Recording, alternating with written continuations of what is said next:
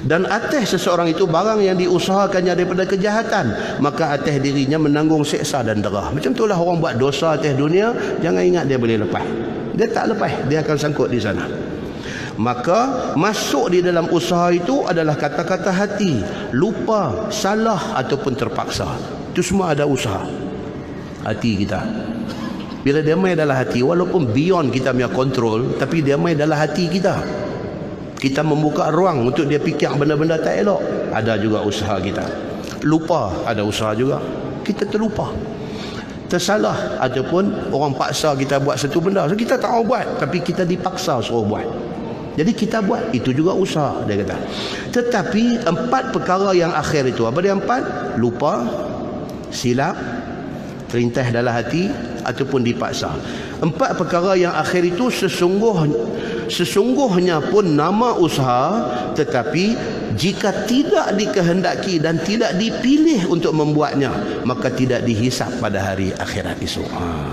Dia kata 4 benda ni Allah bagi kemaafan. Apa dia? 1, terlupa. Memang terlupa sungguh. Yang kedua, tersilap. Allah tidak beri satu dosa atas tersilap itu. Lintah hati, tak boleh kontrol, Allah tidak anggap itu sebagai dosa. Ataupun dipaksa. Yang duk jadi hari ini di Syria, di mana apa semua tu, orang main bubuh pisau, bubuh rifle di kepala, suruh ucap kalimah-kalimah kufur. Kalau tak ucap, tembak, pum, pecah keluar balik ni. Dalam video berkenjah keluar macam-macam kita tengok. Astagfirullahalazim, na'udzubillahi min zalik. Apalah manusia hari ni jadi mabuk darah hampir macam tu. Kita tengok yang buat tu, dia tak akan lepas. Dia ada Tuhan duk tunggu dia di hari akhirat esok. Orang yang dipaksa ni, dia dipaksa ucap kalimah kufur, dia terpaksa ucap bukan dengan kemahuan hati dia, dia tidak dianggap dosa. Begitu. Baik, masalah dia kata minta maaf kepada Tuhan. Yang ni wallahu alam, kita tangguh ke depan esok. Minta maaf kepada Tuhan. Dia akan bagi tahu dekat kita cara-cara, macam mana cara yang kata nak minta maaf ataupun nak minta ampun kepada Tuhan. Kemudian dia akan bincang satu persatu yang dikatakan lupa ni macam mana. Yang ni pun kita dah gazet dah bulan lepas. Yang kata lupa tu macam mana. Lupa, terlupa, buat-buat lupa, ni semua dia nanti cerita detail dia esok. Dan kita kena tengok kategori kita ni terlupa sungguh ke saja buat lupa. Dia nanti tengok kategori mana. Kemudian dia nak cerita dekat kita tentang Bani Israel. Saya dah gazet 2 bulan dah benda ni, tak baca-baca lagi. Apa dia?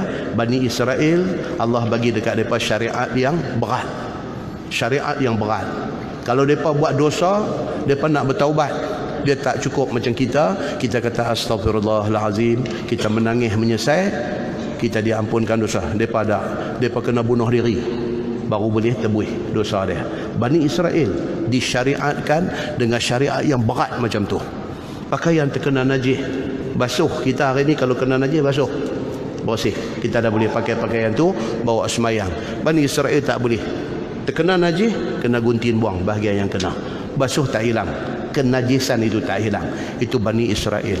Dia akan cerita dekat kita, dan kita akan cerita sekali keistimewaan umat Nabi Muhammad sallallahu alaihi wasallam yang kita dah gazet dah hari tu ni, tentang keistimewaan yang Allah bagi dekat kita. Antaranya yang Allah bagi kat kita apa? Ni nak main masjid ni.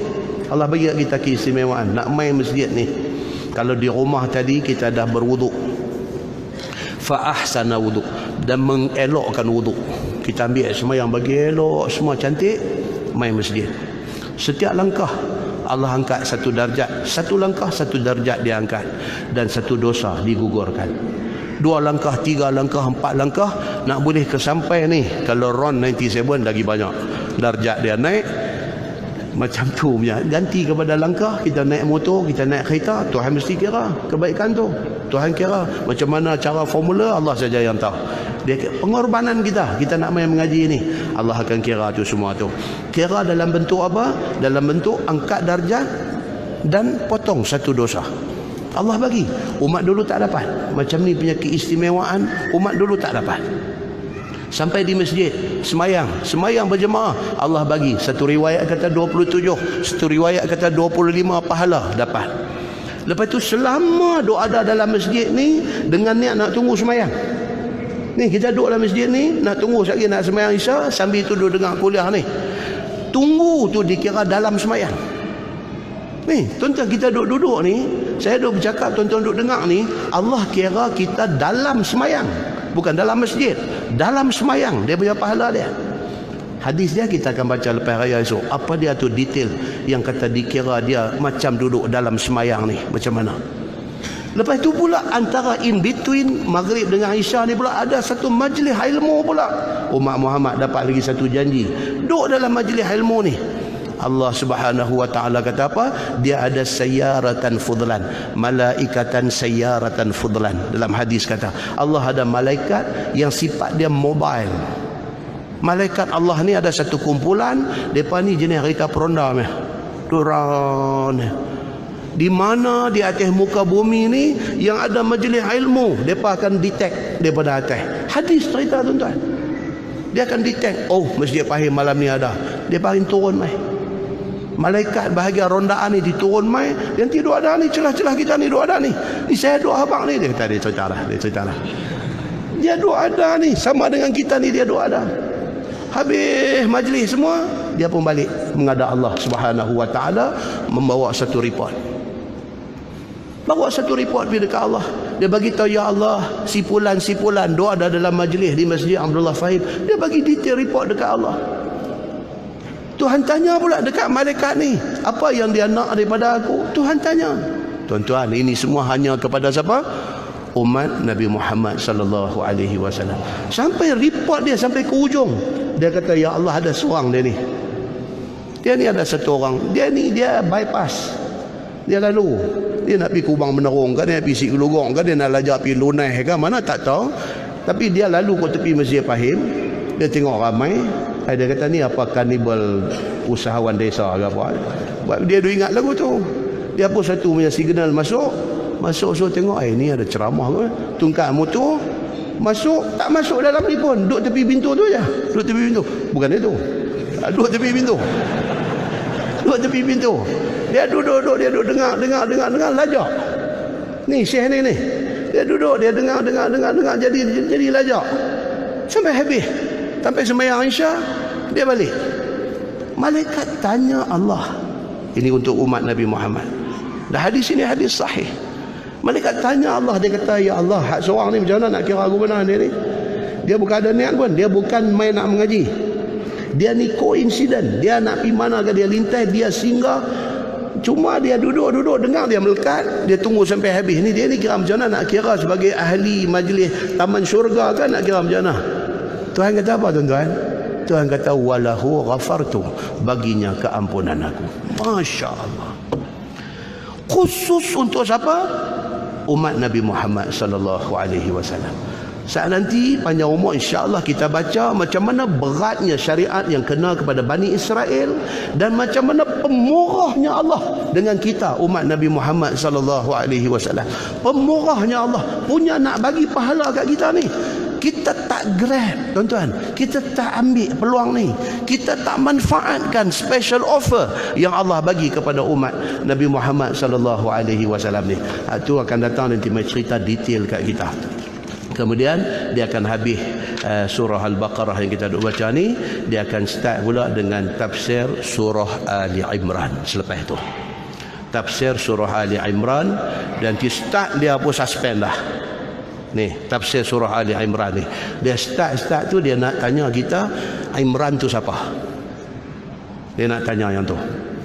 Sebahagian orang kan kata Imran ni bapa kepada Maryam. Oh, rupanya ada satu lagi cerita di sana, pendapat yang mengatakan Imran ni bukan bapa Maryam, tetapi Imran ini adalah bapa kepada Nabi Allah Musa alaihi salam. Dia mai satu cerita macam tu. Yang kita duk tahu selama ni Imran ni bapa Maryam. Bapa Maryam. Tentu dia mai kata no, Imran ni bapa Nabi Musa. Dia nanti mai kat kita cerita tu. Baru kita baca, is a very interesting punya cerita. Kita kena dengar. Lepas tu dia nanti mai detail ni apa semua. Kemudian dia mai cerita tentang Quran ni ada ayat muhkamat dan ayat mutasyabihat. Kemudian dia akan beritahu kat kita ada satu kelompok dalam masyarakat ni yang suka buat kacau tentang ayat mutasyabihat ni. Buat kacau, nak bagi jadi bergaduh di dalam masyarakat. Siapa mereka ini? Siapa mereka ini? Dia nanti cerita di dalam kitab yang kita duk baca ni. Nah, kita tangguh dengan tasbih kafarah dan suratul Asr. Subhanakallah. Asyhadu an la ilaha illa anta. Bismillahirrahmanirrahim. Wal 'asr innal insana lafi khusr illa allazina amanu wa 'amilus salihati wa tawassaw bil haqq. Allahumma salli ala Muhammad wa ala alihi. Bismillahirrahmanirrahim. Alhamdulillahi rabbil alamin. Hamdan yuwafi ni'amahu wa yukafi'u mazidah. Ya Rabbana lakal hamdu kama yanbaghi li jalali wajhikal karimi wa azimi sultanik. Radina billahi rabba wa bil islami dina wa bi Muhammadin nabiyyan wa rasulah. Allahumma iftah alaina futuhal arifin warzuqna fahman nabiyyin bijahi khatamil mursalin. Allahumma faqihna fid din wa 'allimna at-ta'wil wahdina siratal mustaqim. Allahumma arinal haqqa haqqan warzuqna ittiba'ah wa arinal batila batilan warzuqna ijtinabah. Allahumma ij'al jam'ana jam'an marhuma wa tafarruqana min ba'dihi tafarruqan ma'suma. Wa sallallahu ala Muhammadin wa ala alihi wa sahbihi wa sallam. Walhamdulillahi rabbil alamin. Assalamualaikum.